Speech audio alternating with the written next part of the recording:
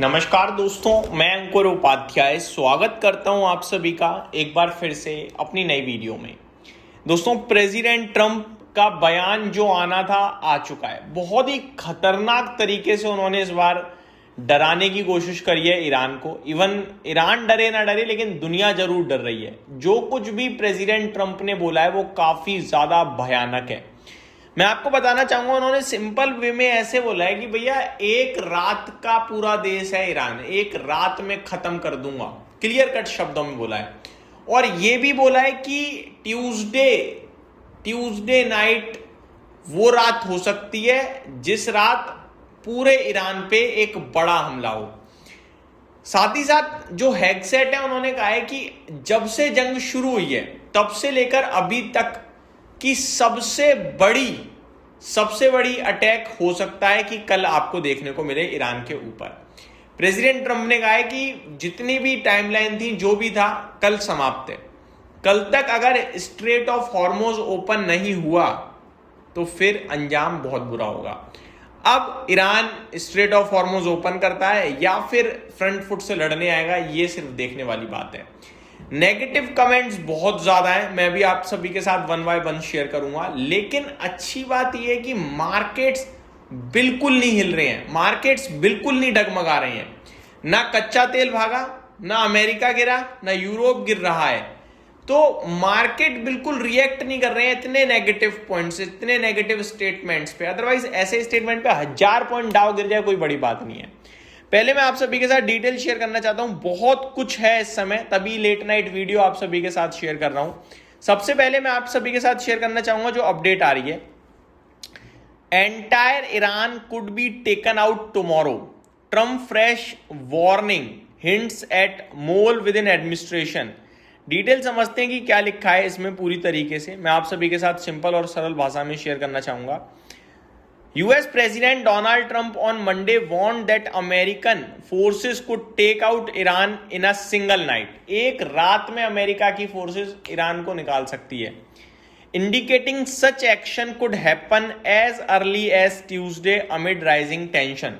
The fresh threat from Trump came as time ticked down to his deadline for Iran to reopen the Strait of Hormuz or face attack on its civilian infrastructure.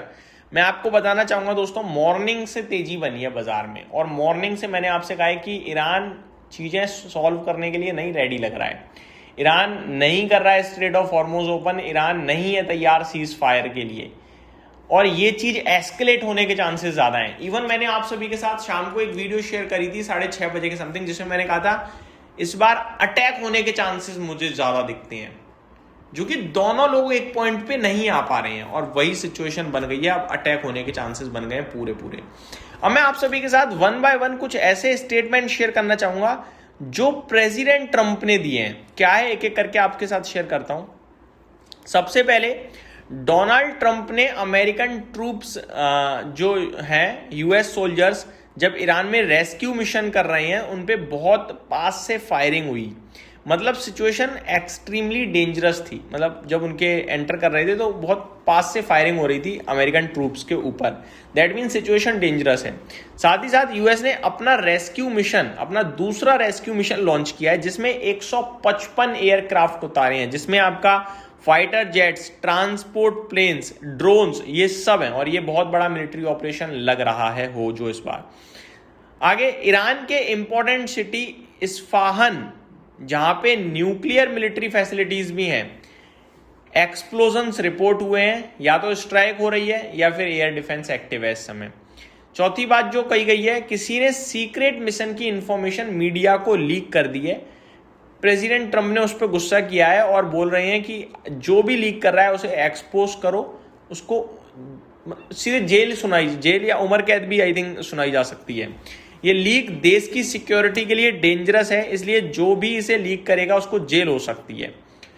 पेटे हेगसेट ने कहा है highest volume of strike today. इसका मतलब होता है आज Iran के अगेंस्ट सबसे ज्यादा एयर स्ट्राइक होने वाले हैं।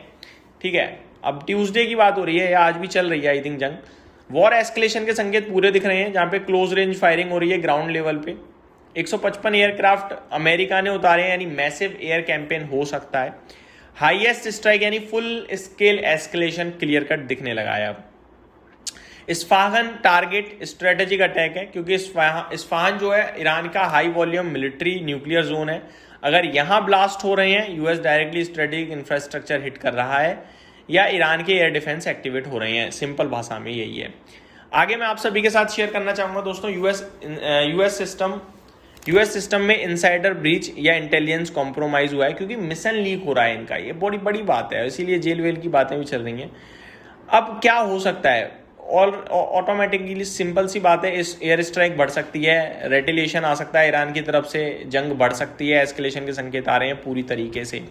ये सारे नेगेटिव साइन है बहुत ही ज़्यादा। अब ईरान की तरफ से भी कुछ अपडेट्स आ रही हैं, जैसे कि अभी जस्ट एक अपडेट आई है, Iran FM in call with Qatari counter parts.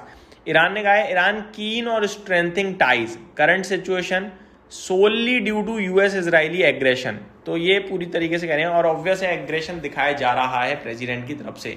President Trump ने काफी हार्श वर्ड भी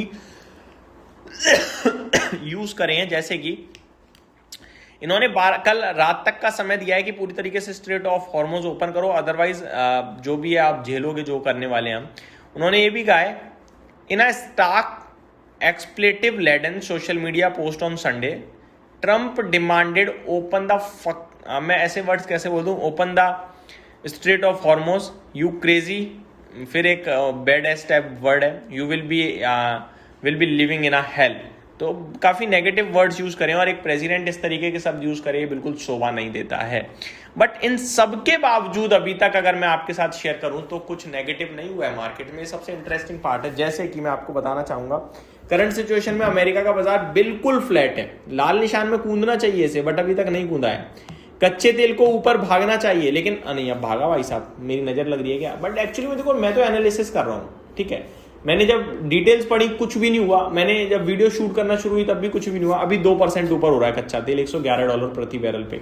बट मेरा मानना है कूदना चाहिए ऊपर, एस्केलेशन के संकेत आ रहे हैं, काफी नेगेटिव है। तो यही मेरा मानना था और ये हो रहा है। लास्ट चीज, ये एस्केलेशन फाइनल है, यानी कि इसके बाद बाजार नहीं गिरेगा। तो अब जो गिरेगा ये आपके लिए लास्ट अपॉर्चुनिटी बन सकती है। Thank you so much for watching this video. Good night guys.